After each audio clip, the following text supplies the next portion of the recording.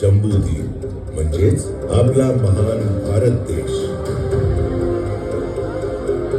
आणि भारताच्या पश्चिमेला आहे महाराष्ट्र. मराठांच्या शौर्य गाथेचे महानायक छत्रपती शिवाजी महाराज घडले जिथे आज आहे त्याचेच गौरवगान.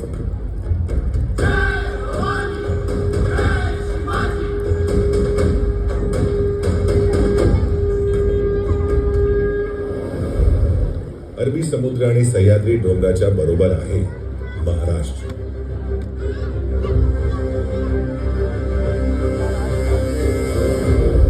सातवाहन हे महाराष्ट्राचे संस्थापक आणि आद्य शासक मानले जातात. त्यानंतरच्या काळात वाकाटक राजांनी विश्वप्रसिद्ध अशा अजिंठा लेण्यांची निर्मिती केली. यादवांनी देवगिरीला आपली राजधानी बनवली आणि मराठी भाषेला राजभाषेचा मान दिला.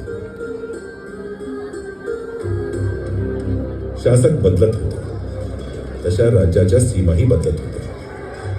भक्तिरसाची मधुर अभंगवाणी महाराष्ट्रात ऐकू येत होती. ज्याचे केंद्र होते अवघ्या महाराष्ट्राचे आराध्य दैवत श्री पांडुरंग विठ्ठल.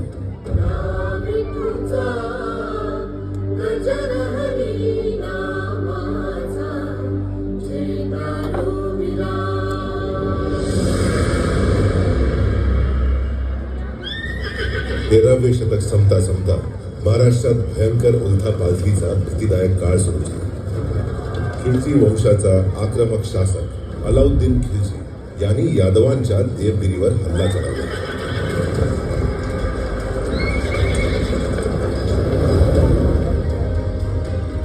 महाराष्ट्रातल्या हिंदू शासना